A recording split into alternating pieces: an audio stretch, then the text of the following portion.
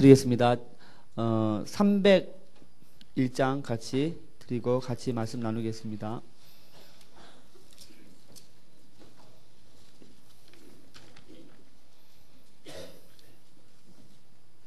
(301장입니다)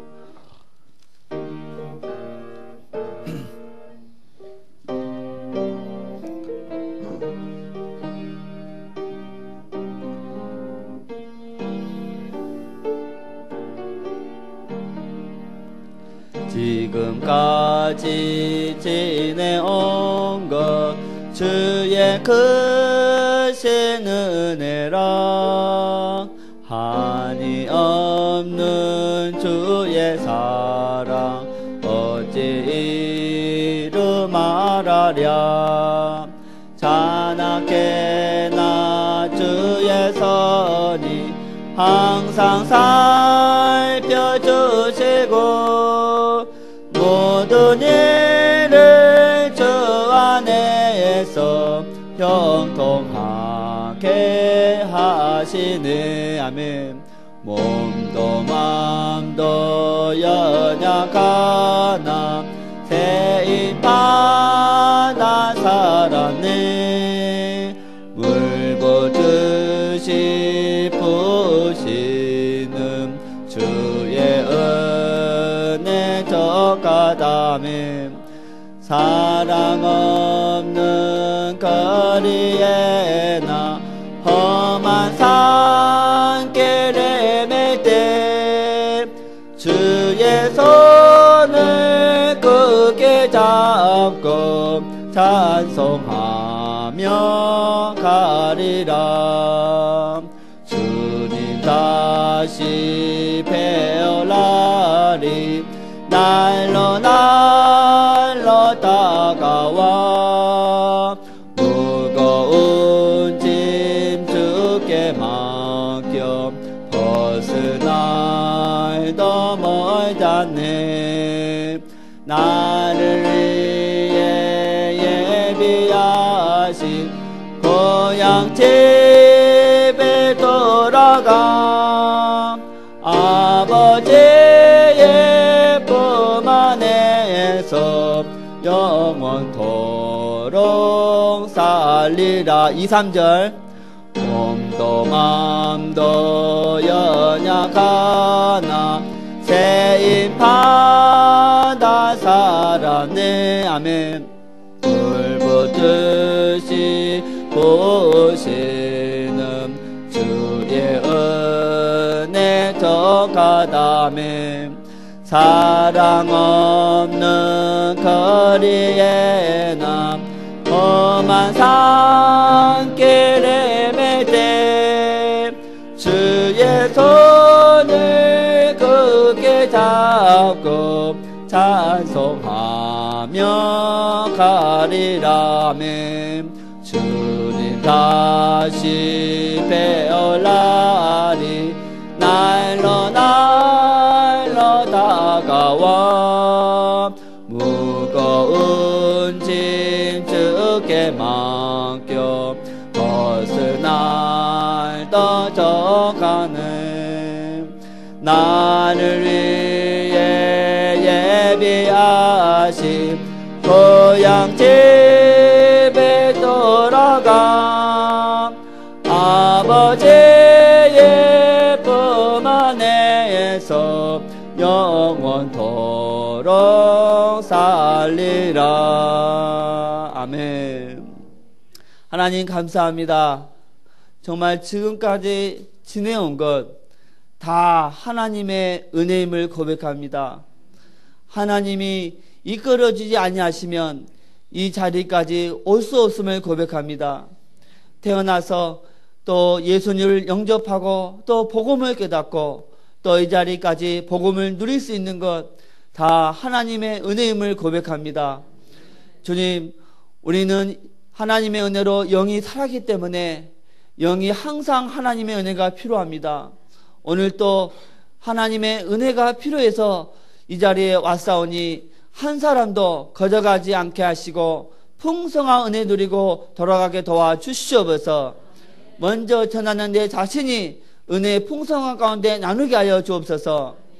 예수님만 우리의 주인이 되심을 고백하고 그리스도 대신 예수님의 이름으로 기도드렸습니다. 아멘. 오늘 말씀의 제목을 기존 교회를 살려라, 이 말씀을 가지고 같이 은혜를 나누겠습니다. 예수님이 부활하시고 승천하시기 전에 5가지 메시지를 남기셨습니다. 이것을 우리가 부활 메시지라고 하는데, 여러분, 이 5가지 부활 메시지는 굉장히 중요합니다. 보통 중요한 것이 아니고 정말 굉장히 중요합니다. 그래서 우리가 일생을 살면서 꼭 붙잡고 가야 될 메시지, 바로 이 부활 메시지입니다. 첫 번째는 마태복음 28장 16에서 20절. 11 제자가 갈릴리에 가서 예수께서 제시하신 산에 이르러 예수를 배웠고 경배하나 아직도 의심하는 사람들이 있더라. 예수께서 나와 말씀하여 이르시되 하늘과 땅의 모든 권세를 내게 주셨으니 그러므로 너희는 가서 모든 민족을 제자로 삼아 아버지와 아들과 성령의 이름으로 세례를 베풀고 내가 너에게 분부한 모든 것을 가르쳐 지키게 하라. 볼지어다 내가 세상 끝날까지 너희와 항상 함께 있으리라 하시니라. 바로 제자 메시지. 두 번째는 마가복음 16장 14에서 18절 치유 메시지입니다. 지금 이 땅에 영적 문제 가진 사람, 또 정신 문제 가진 사람, 또 육신 문제 가진 사람, 또 마음이 병든 사람, 가정이 병든 사람, 너무나 치유받아야 될 사람들이 많이 있습니다. 그래서 주님이 이 치유 메시지를 주셨습니다. 또 세 번째, 요한복음 21장 15절에서 19절 후대를 살려라. 내 어린 양을 먹여라. 이 후대를 살리지 않으면 미래가 희망이 없다. 그래서 하나님이 이 후대 메시지를 주셨고, 또 사도행전 1장, 이제 우리 구원받은 그리스도인이 나아갈 방향, 땅끝, 세계 복음화, 예수는 그리스도, 이 복음을 땅끝까지 전하는 사명을 주셨습니다. 마지막 부활 메시지, 우리 전도사님이 봉독한 누가복음 24장 13절에서 31절입니다. 기존 신자를 살려라, 그 메시지를 주셨습니다. 여러분, 엠마오로 가는 두 사람은 불신자가 아니고 기존 신자입니다. 그런데 이 두 사람에게는요, 이 3가지 문제점이 있어요. 3가지 문제점. 첫 번째는, 자, 19절을 같이 한번 읽어보겠습니다. 누가복음 24장 19절.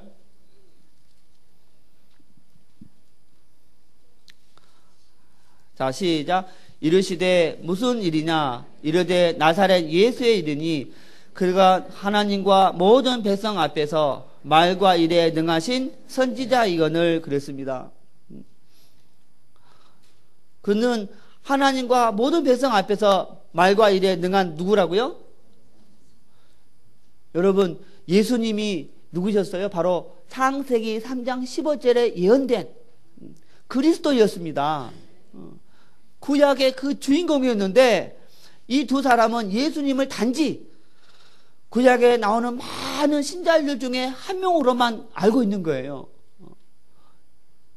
이것은 보통 문제가 아니죠. 그렇죠? 예수님은 3년 반 동안 자신이 그리스도이심을 나타내기 위해서 수많은 기적을 행하시고, 자신이 그리스도 되심을 나타내기 위해서 그렇게 많은 메시지를 선포했는데,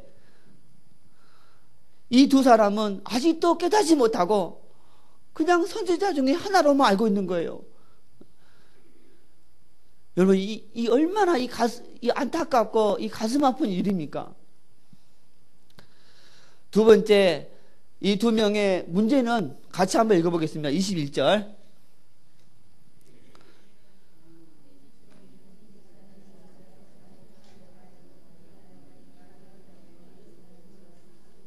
그렇죠. 우리는 이 사람이 이스라엘을 속량할 자라고 바랐노라. 이스라엘을 속량할 자로 바랐노라. 자, 여러분, 이 두 사람이 지금 무엇을 깨닫지 못하고 있죠? 바로 선교입니다. 선교. 이스라엘을 속량할 자로 바랐노라. 선교를 못 깨닫고 있는 거예요. 창세기 12장 2절에서 3절에 보니까 여호와께서 아브라함에게 이르시되 너는 고향의 친척과 아비집을 떠나 내가 내게 보여줄 땅으로 가라. 내가 너로 큰 민족을 이루고 내게 복을 주어 내 이름을 창대하게 하리니 너는 복이 될지라. 너를 축복하는 자에게는 내가 복을 내리고 너를 저주하는 자에게는 내가 저주하리니 땅의 모든 족속이 너로 말미암아 복을 얻을 것이니라 하신지라 그랬어요. 땅의 모든 족속 다 너로 말미암아 복을 얻을 것이라. 여러분, 이 말씀 한마디만 깨닫는다면 이런 선민의식에 빠지지 않았을 거예요. 그렇죠? 창세기 12장 1절 3절은요 하나님이 이스라엘을 통해서 세계 복음화 하시겠다는 메시지였어요. 하나만 깨달아도 되었는데, 그런데 구약의 이 창세기부터 시작해서 성경 66권 곳곳에 계속 하나님은 선교에 대해서 말씀하시거든요. 그런데 이 두 명은 선교에 대해서는 관심도 없어요. 단지 자기 나라가 로마 제국의 속국에서 해방될 것만 바라보는 거예요. 여러분, 이 얼마나 안타깝습니까? 안 그래요? 하나님은 끊임없이 너희를 통해서 세계복음하겠다 끊임없이 얘기해 주고 왔는데 아직도 선교를 깨닫지 못하고 있습니다. 자, 세 번째, 이 두 명의 문제가 무엇입니까? 25절을 같이 읽어보겠습니다. 시작. 이르시되 미련하고 선지자들의 말한 모든 것을 마음에 더디 믿는 자들이여 그랬습니다. 예수님이 말씀했어요. 선지자들이 말한 모든 것을 마음에 더디 믿는 자들이여. 이 유대인들은요 성경을 볼 때 알맹이는 다 놓치고 껍데기만 붙잡고 있는 거예요.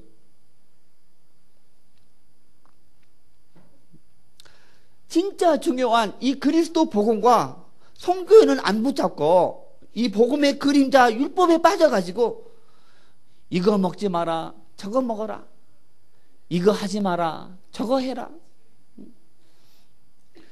이게 맞았다, 저게 틀렸다, 이 율법에 빠져가지고 있는 것입니다. 여러분, 얼마나 안타깝습니까? 제가 이 말씀을 딱 준비하면서 하나님이 내 머릿속에 딱 생각나는 게 하나 있었어요. 뭐냐면은 호두. 뭐라고요? 이 말씀을 준비하면 갑자기 내 머릿속에 호두 딱 생각나더라고요. 여러분, 사랑교회는 어떤 교회인지 아십니까? 사랑교회는 이 호두를 딱 깨가지고 안에 그 고소한 내용, 예수는 그리스도, 또 세계 복음화, 또 제자만 골라먹는 교회예요. 그런데 유대인들은요 그 고소한 내용은 다 버리고 겉에 그 딱딱한 껍데기만 씹어먹고 있어. 너무나 안타깝죠. 야, 어떻게 다 알맹이만 빼놓고 그 딱딱한 껍데기를 씹어먹고 있습니까? 여러분도 씹어봤잖아요. 그렇죠? 정말 유대인들은요 너무너무 불쌍한 민족입니다. 가장 축복받은 민족이었는데 가장 비참하게 되어버렸어요. 자, 그럼 이 두 사람이 왜 이 세 가지 문제에 빠졌을까요? 같이 한번 보겠습니다. 16절 같이 읽어볼게요. 시작. 그들의 눈이 가리워져서 그인 줄 알아보지 못하거늘 그랬어요. 그들의 눈이 가리워져서 예수님을 알아보지 못하고 있습니다. 바로 눈에 이 보이지 않는 그 무언가가 씌어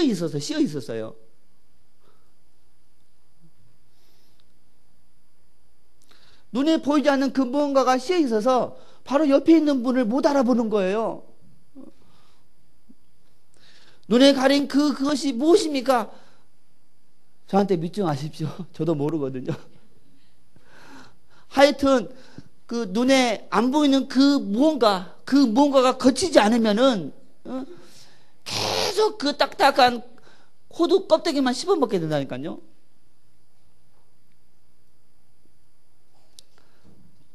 (31절에) 같이 한번 읽겠습니다. 31절 시작. 그들의 눈이 밝아져 그인 줄 알아보더니 예수는 그들에게 보이지 아니하시는지라 그랬어요. 눈에 덮인 그 무언가가 거치니까 비로소 예수님을 이제 알아보는 거예요. 할렐루야.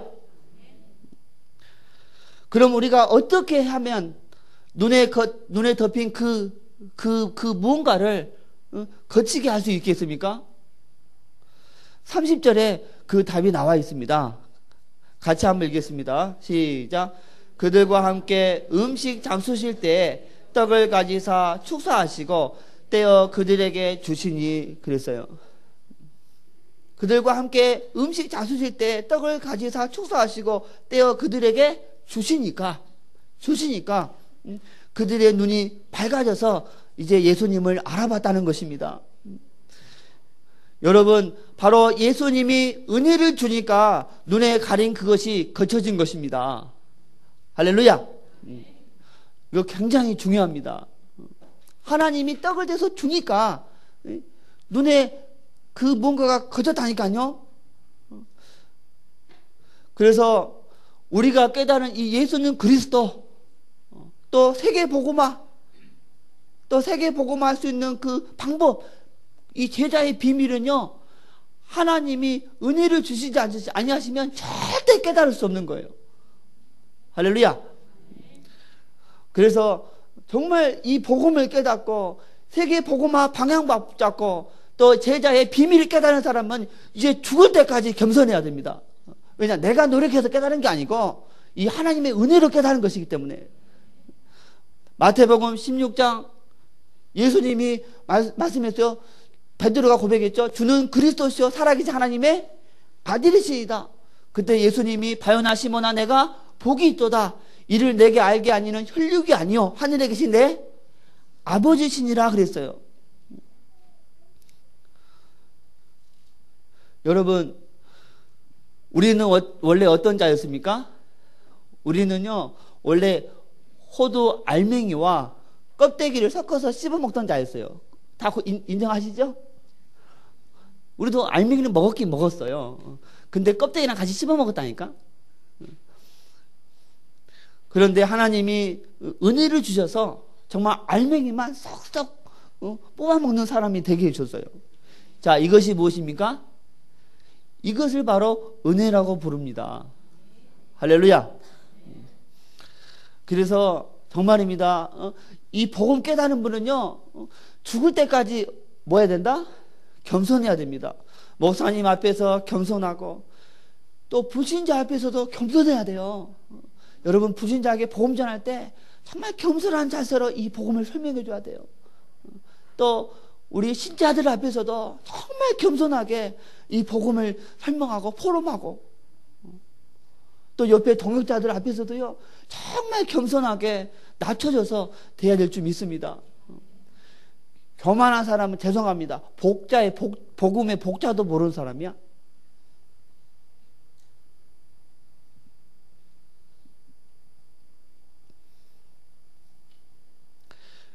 여러분, 기존 신자 바울은 하나님의 은혜로 예수는 그리스도 이 복음, 또 하나님의 절대적인 소원 세계복음화, 또 복음을 땅끝까지 전하는 방법, 이 제자의 비밀을 깨달은 사람이었습니다. 그런데 여러분, 그 바울이 원래 어떤 자였는지 아세요? 바로 기존 신자였어요. 할렐루야. 불신자 중에서 택함 받은 것이 아니고 기존 신자 중에서 택함 받은 자였습니다. 그래서 바울은요 늘 이 기존 신자에 대해서 이 부담감을 가지고 있었어요. 그래서 그는요 가는 곳마다 불신자를 파고 들어간 것이 아니고 주로 누구를 파고 들어갔어요? 신자, 이 회당을 파고 들어간 거예요. 자기가 원래 이 기존 신자에서 이 택감 받아서 이 본 깨달았거든요. 그래서 사도행전 13장 5절에 보니까 살라미에 이르러 하나님의 말씀을 유대인의 여러 회당에서 전할세 그랬어요. 여러 회당에서 전할세. 13장 14절에서 15절 그들은 버가에서 더 나아가 비시디아 안디옥에 이르러 안식일에 회당에 들어가 앉으니라 그랬어요. 회당에 들어가. 14장 1절에도 이에 이고니온에서 두 사도가 함께 유대인의 회당에 들어가 말하니 유대와 헬라의 허다한 무리가 믿더라. 유대 어디에 들어가? 회당에 들어가서. 17장 1절에서 3절에도 그들이 암비볼리와 아볼로니아로 다녀가 데살로니가에 이르니 거기 유대인의 회당이 있는지라. 바울이 자기의 관례대로 그들에게로 들어가서 그랬어요. 어디 들어가서요? 이 회당에 들어가서 사역했다는 거예요. 17장 10에서 12절에도 밤에 형제들이 곧 바울과 실라를 배려하러 보내니 그들이 이르러 유대인의 회당에 들어가니라 그랬어요. 회당에 들어가니라. 또 17장 16에서 17절에도 바울이 아덴에서 그들을 기다리다가 그 성에 우상이 가득한 것을 보고 마음에 격분하여 회당에서는 유대인들과 경건한 사람들과 또 장터에서는 날마다 만나는 사람들에게 변론하니 그랬어요. 회당 꼭 들어갔네. 18장 7절에서 8절에 보니까 거기서 옮겨 하나님을 경외하는 디도 유수도라 하는 사람의 집에 들어가니 그 집은 회당 옆이라. 또 회당장 그리스도가 온 지방과 더불어 주를 믿으며 수많은 고린도 사람도 듣고 믿어 세례를 받더라. 회당에 들어가서 누구를 변화시켰어요? 회당장. 오늘날로 말하면 이 교회 단임 목사를 변화시켜버린 거예요. 할렐루야. 18장 19절에 20절에도 에베소에 와서 그들을 거기 머물게 하고 자기는 회당에 들어가 유대인들과 변론하니 그랬어요. 하여튼 자기가 이 기존 신자 중에서 택감 받아서 복음을 깨달은 자이기 때문에 기존 신자에 대한 이 부담이 있었습니다. 18장 26절에도 아볼로가 회당에서 담대히 말하기를 시작하거늘 브리스길라 아골라가 듣고 데려다가 하나님의 도를 더 정확하게 풀어 이르더라. 아볼로도 어디 들어가? 회당에도 들어갔네. 16장 13절에도 안식일에 우리가 기도할 곳이 있을까 하여 문밖 강가에 나가 거기 앉아서 모인 여자들에게 말하는데 그랬어요. 기도할 곳이 있을까 하여 어디 찾아간 거예요? 찾은 거예요? 회당을 찾아다니다가 루디아를 만난 것입니다. 21장 26에서 27절에도 바울이 이 사람들을 데리고 이튿날 그들과 함께 결례를 행하고 성전에 들어가서 각 사람을 위하여 제사 드릴 때까지의 결례를 기간이 만기된 것을 신고하니라 그랬습니다. 근데 마가복음 1장 39절에 예수님도 이 회당 안에서 사역을 했습니다. 이에 온 갈릴리에 다니시며 그들의 여러 회당에서 전도하시고 또 귀신들을 내쫓으시느라 그랬어요. 바울은요, 회당만 보면 답답합니다. 막 한숨이 나와요. 왜냐하면 회당 안에 있는 신자들이 뭐만 씻고 있어요? 호두 껍데기만 씻고 있다니까. 야, 계속 매일매일 호두 껍데기 씹어 먹고 있는 거예요.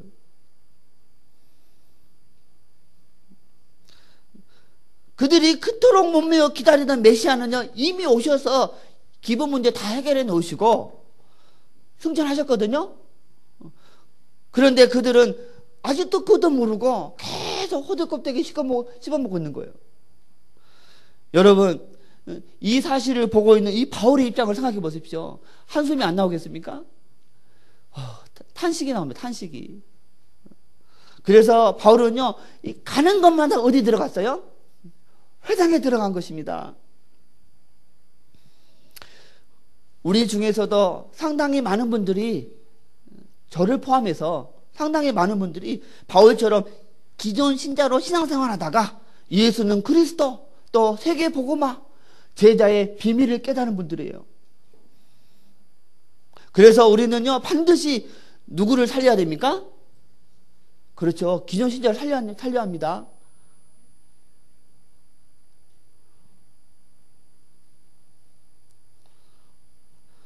불신자는 뭐 당연한 것이고, 기존 신자에게도 관심을 쏟아야 한다니까요.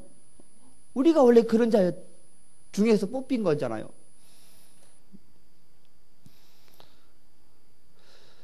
저 중국에서 사도행전을 강의할 때 1장, 처음에 뭘 전합니까? 당연히 1장 1절에서 11절 5가지 언약을 전하잖아요. 그렇죠?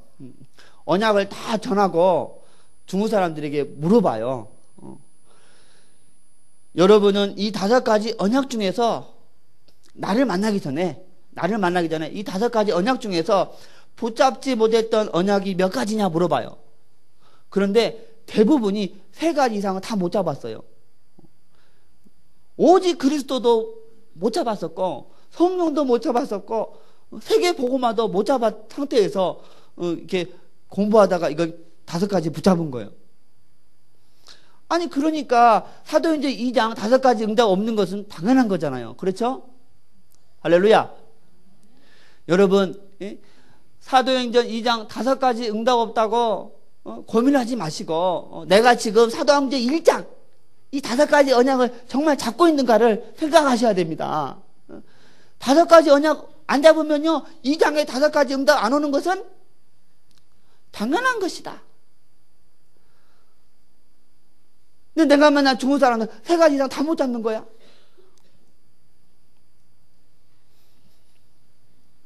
여러분, 정말입니다. 지금 기존 교회는요, 문제가 보통 심각한 게 아니에요. 정말 굉장히 심각합니다. 제가 뭐 지금 비판하려고 그러는 게 아니고 사실을 있는 그대로 말씀드리는 거예요.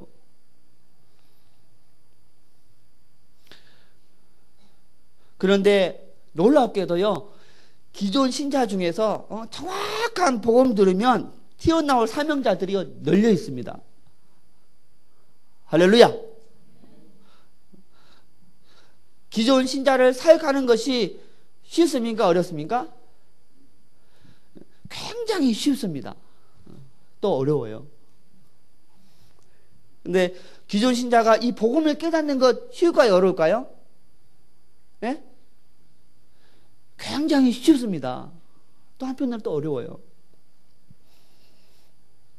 내가 왜 또 알쏭달쏭하게 하는가? 사실 실제로 알쏭달쏭한 사역이에요. 저는 제 자신이 기존 신자였었고, 또 하나님이 저 중국에 보내서 7년 동안 기존 신자를 대상으로 사역하게 해주셨어요. 그래서 기존 신자를 대상으로 사역하면서 많은 실수도 해봤고, 또 나름대로 많은 성공도 해보면서 내 나름대로 이렇게 하면 기존 신자를 복음 속으로 인도할 수 있겠구나, 내 나름대로 그런 답을 갖게 되었습니다. 물론 여러분도 사역하면서 여러분 나름대로 답을 가졌을 것입니다.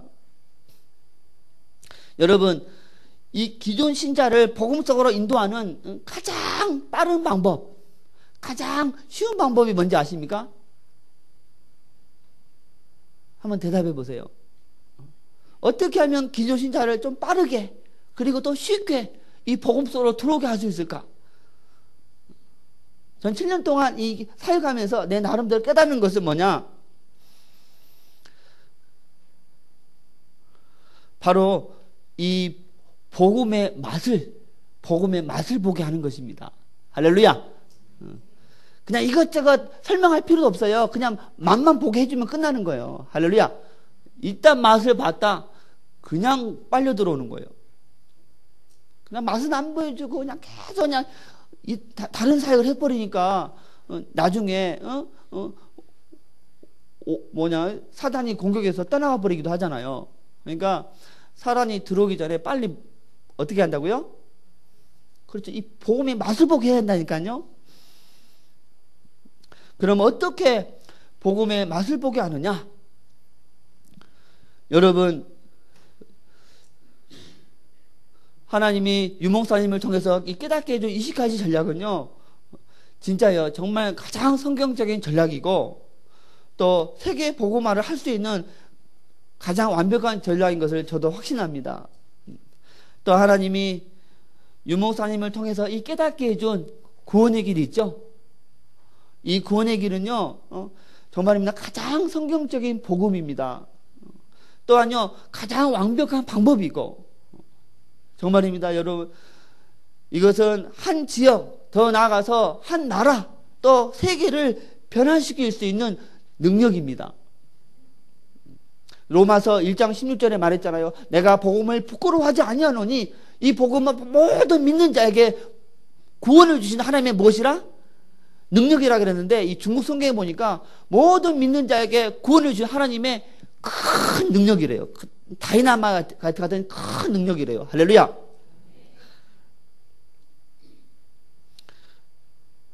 그래서 이 구원의 길을 통해서 한 지역, 한 나라, 세계를 뒤집을 수가 있습니다.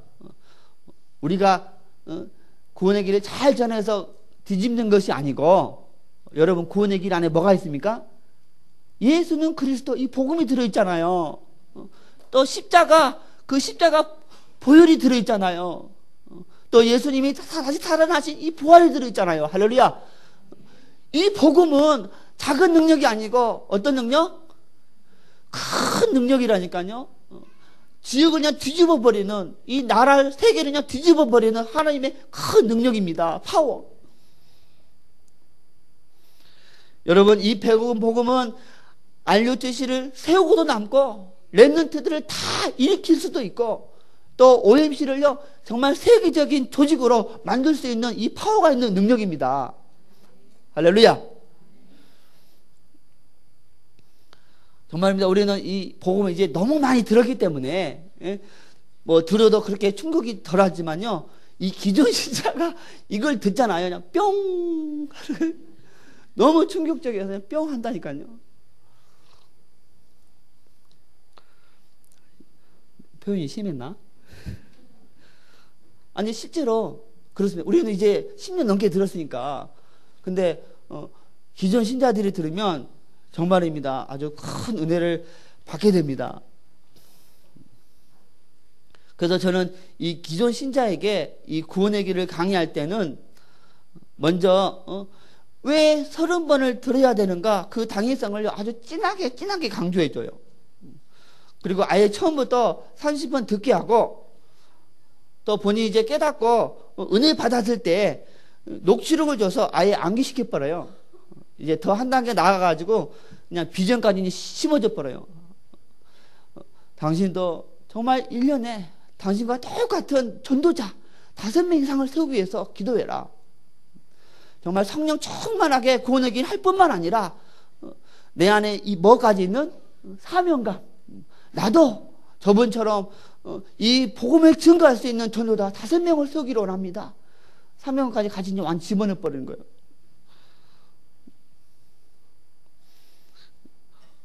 그러면요, 이 복음 운동 속으로 들어오는 게 아주 빠르고 아주 쉽습니다. 처음부터 그냥 구원의 길을 다락방 해버리는 거예요. 아예 강사까지 세워버려요. 그러면 이제 본인이 이제 전도하고 이제 와서 또 말씀으로 양육받고 이제 쭉 본문 메시지 흐름 타면서 양육받으면 얼마나 쉽게 복음으로 들어오는지. 그런데 나중에 핍박이 왔을 때 흔들리지도 않아. 왜? 뭘 봤어요? 이미 맛을 봐버렸잖아요. 하여튼 여러분, 기도하시기 바랍니다. 어떻게 하면 저분에게 빨리 이 복음의 맛을 보게 할 것인가? 결론적으로 여러분, 기존 신자를 살려야 됩니다. 아니, 여러분도 옛날에 원래 그런 분이었잖아요. 할렐루야. 기존 신자들이 일어나면요, 세계 복음화가 가속화됩니다. 가속화.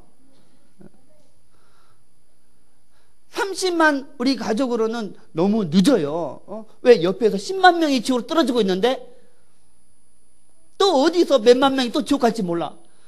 그러니까 다 일어나야 돼. 할렐루야. 다 같이 살자. 기존 신자 안에 엄청난 사명자들이 숨겨져 있습니다. 기존 신자는요, 먼저 뭘 보게 해야 돼요? 복음의 맛을 보게 해주면 됩니다. 그러면요, 뭐 오해 들어도 절대 끄떡도 안 해요. 이 맛보기 전에 이거 들으면 안 되죠. 그래서 정확한 복음을 들으면 쫙 달라붙을 사명자들이 너무나 많습니다. 어떻게 달라붙어요? 자, 해보겠습니다. 쫙 달라붙을 사명자. 시작. 쫙 달라붙을 사명자. 같이 기도하겠습니다. 하나님 감사합니다. 하나님이 기존 신자로 있던 바울을 불러서 세계 복음화를 했고, 기존 신자로 있던 우리들을 또 불러서 세계 복음화를 하고 있고, 지금 기존 신자 안에 이 세계 복음화에 동참할 사명자들이 널려 있음을 압니다.